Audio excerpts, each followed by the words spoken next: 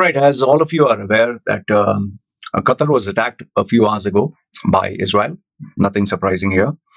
And given that I have friends, clients, and people that I know in Qatar, I immediately had sent them a message yesterday when the attack took place, and I asked them, "Are you guys fine? Everything okay?" Most of them, thankfully, are fine. There was one of them who was near the area where the bombing took place, and he literally described it as, the earth was shaking. Yes, they are very disturbed and obviously worried. Okay. Now, I spoke to them, and apart from what you hear in the news, this is what they have shared with me. Okay, I've summarized it, and I would like to know your opinions. Okay. The first one was given to me by someone who's very knowledgeable, and he gave me these very interesting facts. I checked the dates. He said, just consider this. This year itself, June 5th, Israel attacked Lebanon. June 13th, Israel attacked Iran. June 16th, Israel attacked Syria. August 28th, Israel attacked Yemen. September 9th, Israel attacked the West Bank. Again, September 9th, Israel started attacking Gaza, and now they want to get rid of all the people from there. And he also stated Tunisia, although I do not have the exact dates. So in these last few months from June, July, August, September, in this last 4 months, Israel has attacked 7 countries. I don't know, but are you aware of any other country that can do this, apart from US, that can just systematically attack any country without permission or without warning, just attack, and they can give any reason, whatever the reason is. Okay. If that is the case, I mean, shouldn't it be okay for, let's say, India to attack 6-7 places in Pakistan, Bangladesh, or whichever country? Shouldn't it be okay for any other country to also do the same? Why do we have double standards? Why do we have, it's only okay for US, and now it's only okay for Israel, who has their lobbyists and special interest groups in US. So only they can do all this. They are the police for the entire world. Okay, so that's the first one. Second one is, this is a summary of what has happened. And means this is their view. Okay, not what you read in the papers. So Israel attacked Doha, the capital of Qatar. Now, this is a residential area. There are schools, there's hospitals, there are people. Just imagine, I'm calling a friend, there are people who have nothing got to do with the war. Okay. They targeted a building where Hamas leaders were meeting. Now, here's the odd thing. Why is it surprising is because, number one, Qatar is a close friend and ally of US. That's what it's supposed to be. And they hosted Hamas leaders for years and years to ensure the peace. Even when Afghanistan or any country, they're trying to initiate peace, they inform United States. US is informed about it. And in this case, US and Israel were informed about it. And the agenda was to facilitate peace. However, Israel's Prime Minister, Benjamin Netanyahu, he didn't keep it a secret. He not only claimed responsibility for the attack, he has been bragging about it for political clout. Okay, so now, after the bombing took place, all the countries, which is nothing new, all the countries have been criticizing Israel. Qatar specifically and the Qataris have felt extremely betrayed.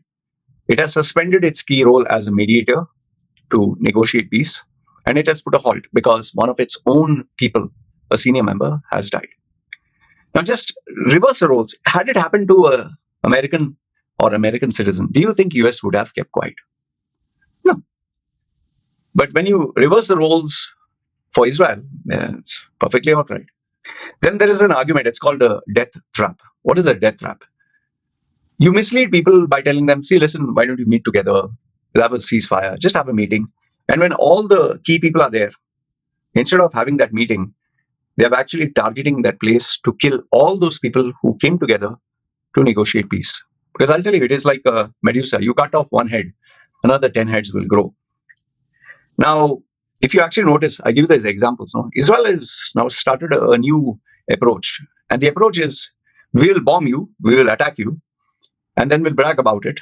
And we will only give our side of the story. Oh, casualties, innocent people. Oh, that's, we don't have the numbers for it. Sorry. No, that is false propaganda. Oh, that is false information, fake information. And if you check the podcast by Mehdi Hassan, What he says is Israel is now being categorized as a rogue state, where it can choose whichever country it wishes to bomb, and nobody feels safe anymore that they can trust United States for security.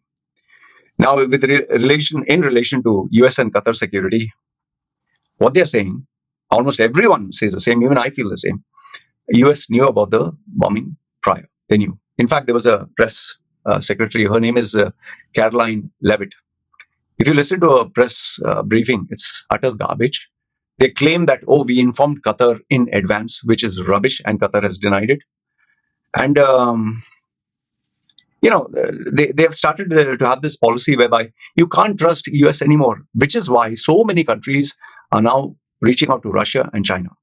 From BRICS, whether it's trade or anything else. In fact, just look at it from a humane point of view. As a human being, if you have a friend, he calls you his friend, and you cannot trust him because he will just allow anything to happen and just verbally say, no, they are our strongest ally, they are our friends. Even European countries don't trust US. Just see how the tariffs were.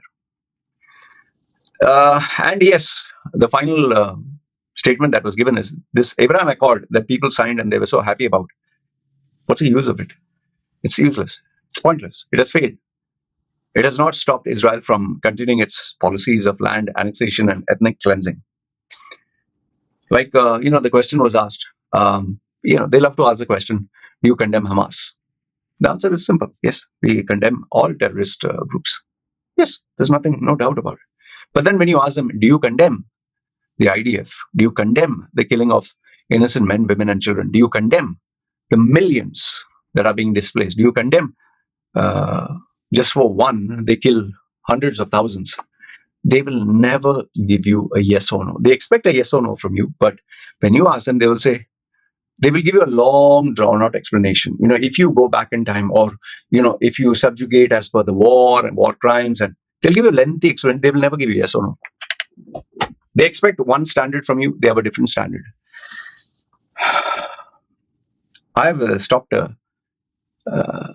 Nothing surprises me. Where US and Israel is concerned, you just have to switch off.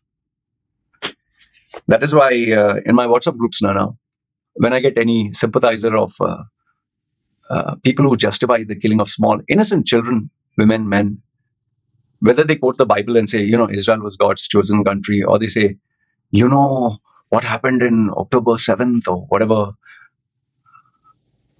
just to justify an innocent family and their kid. And if you show them actual evidence, they will tell you what? Matrix. This is the Matrix. It's only showing you these are actors. Like when people are standing there crying for food, this is acting. These are actors. This was just to fool you. So no matter what you do, everything that you show them is fake. Everything that you tell them is fake. It's no point here. It's no point discussing. That is why members in my group, we're just fed up and tired. Whatever you want to believe in. I personally, I don't keep such people in my groups. I don't associate with anybody, even friend, relative who says, whatever justification you give for a small child, for an innocent man, woman to be killed, stay far. I wish you well. You're a good person. We stay far away from each other. I don't want to know you. I hope you don't approach me, get to know me, nothing. Block me. I wish you well. You can be the richest client. You can be the most beneficial business relationship with me. Whatever. I'm sorry. I prefer to be poor. I prefer to have less business. But someone who I consider human.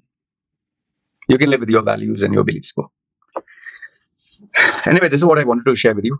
I'll not censor any comments. I'll not delete any. Feel free, whatever you want to say, whichever side you want to support. But I just thought I'd share this with you. If you ask me, I wish there was a way we could stop all this and just have peace. But as long as there's corruption, greed, politics, and individuals like Netanyahu, never going to happen. And yes, Donald Trump. And that is why when you have people like this, you give birth. When you torture, torment, and destroy people's lives to such a level, then you give birth to extremist organizations, because nobody's going to keep quiet forever. Anyway, good, bad, ugly, go ahead, comment down below. I genuinely hope my friends, clients, and people I know we are okay in the Middle East. If any information, just comment down below. Love to hear from you. You guys take care.